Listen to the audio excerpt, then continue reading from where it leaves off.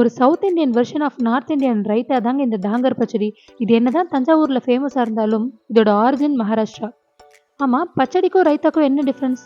இதை தெரிஞ்சுக்கணும்னா வீடியோ ஃபுல்லா பாருங்க. சரி, இப்போ தாங்கர் பச்சடி செய்யறதுக்கு ஃபர்ஸ்ட் ஒரு பேன்ல கொஞ்சமா நல்லெண்ணெய் ஆட் பண்ணிக்கிறேன். அது சூடானதும் 2 டேபிள் ஸ்பூன் உளுத்தம் பருப்பு, கூடவே ஒரு வரமிளகாவை கட் பண்ணி போட்டுக்கிறேன்.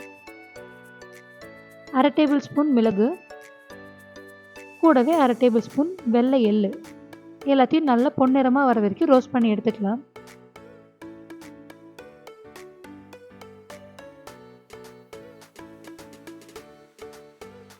இப்போ ரோஸ்ட் பண்ண எல்லாத்தையும் ஒரு மிக்சர் ஜாரில் மாற்றிக்கலாம். எண்ணெய் இல்லாமல் பருப்பு மட்டும் போட்டுக்கோங்க. ரொம்ப ஃபைனாக இல்லாமல் கொஞ்சம் கொரகொரப்பாக அரைச்சி எடுத்துக்கோங்க. இப்போ ஒரு மிக்சிங் பவுலில் நான் 1/2 கப் தயிர் ஆட் பண்ணிக்கிறேன். இப்போது நம்ம அரைச்சி வச்சுருக்க அந்த உளுத்தம் பருப்பு இருக்குங்க, அந்த பவுடரை இதில் போட்டு மிக்ஸ் பண்ணிக்கலாம். தேவையான அளவு உப்பு ஆட் பண்ணி எல்லாத்தையும் நல்லா மிக்ஸ் பண்ணிக்கோங்க. சரி, இப்போ ரைத்தாக்கும் பச்சடிக்கும் என்ன வித்தியாசம்னு பார்த்துடலாமா? ரைத்தானா நம்ம தயிரில் ராவான, அதாவது பச்சையான காய்கறிகளை அப்படியே போட்டு அதை கலந்து நம்ம சாப்பிடுவோம். பட் பச்சடினா அப்படியா? நம்ம ஊர் பச்சடியில் எப்பயுமே கடுகு, சீரகம், கருவேப்பிலை தாளிச்சு கொட்டுவோம். கொஞ்சம் பெருங்காயமும் கூட போடுவோம் சில பச்சடியில்.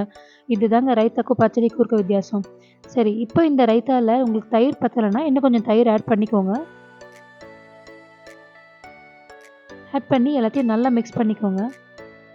சரி, பச்சடின்னு சொல்லியாச்சு, இதுக்கு தாளிக்காமல் இருந்தால் எப்படி?